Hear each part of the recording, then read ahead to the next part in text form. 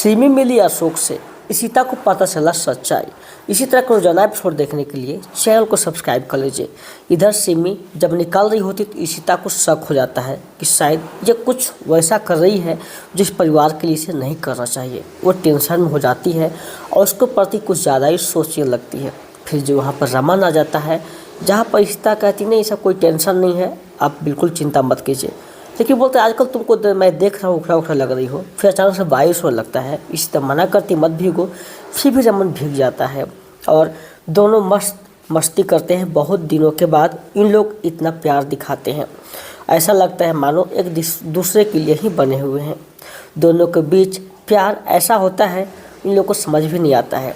इधर जब लोग नाश्ते बैठते हैं तो रमन को सर्दी हो जाती है, इशिता को भी हो जाती है। जहाँ पर कहती है रमन की माँ, आज बहुत दिन के बाद मैं देख रहा हूँ लोग को इतना प्यार से खाना खिलाते हुए या फिर देख रही हूँ।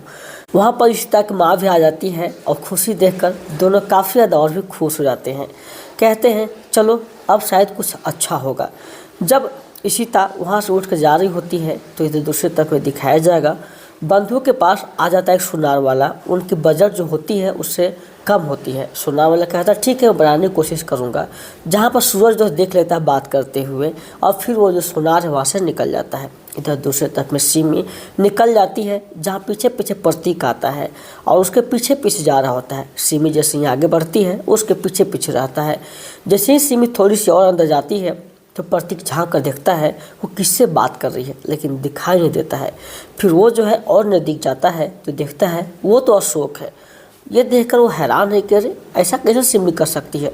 जहाँ पर वो फिर अपना मोबाइल निकालता है और उस दोनों का फ़ोटो लेता है और उसको सीधे जो है इशिता के पास भेज देता है।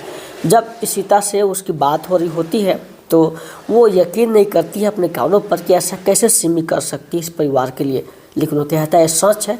वो कहती है फिर एक बार सुन के देखिए कि बोल क्या रही है वो। लेकिन वो कहता है मैं नहीं सुन सकता हूँ, मैं बाहर में हूँ, इसलिए बस ये फ़ोटो ही है जो मैं आपको भेज दे रहा हूँ। वो जैसे ही फ़ोटो देखती है उसको पैरों तले जमी खिसक जाती है। सिमी इतना बड़ा फैसला कैसे ले सकती है, और वो फिर बात करती है और काफ़ी ज़्यादा चिंता में हो जाती है। लेकिन वो ये सोचती है कि आखिर लगता है घर का यही जो है तोड़ने वाली है।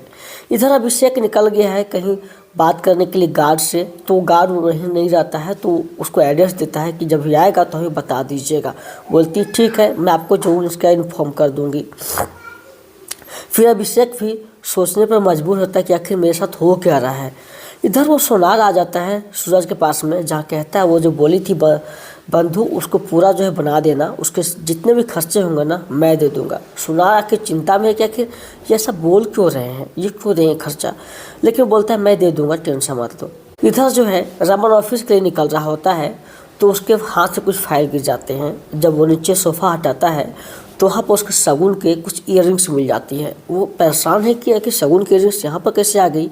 जहाँ पर मिहिका आ जाती है, कहती मैं तो ईयरिंग्स जान रही हूँ, ये ईयरिंग्स जो है शगुन के ही हैं, क्योंकि जब ले रही थी ना तो उसमें कुछ खोट था तो एक्सचेंज करवाई थी, मैं भी वहीं पर थी। इधर शगुन परेशान है, फ़ोन करती है, लेकिन यह जस्ट उल्टा हो जाता है। सच्चाई लोग सामने धीरे धीरे आ रही होती है, बट रमन को सोच ही रहा होता है कि ये रिंग्स आखिर कैसे उसकी हो सकती है।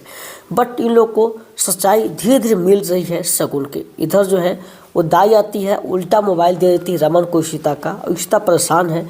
और पूरा एपिसोड स्टार उत्सव जियो हॉटस्टार पर देख सकते हैं।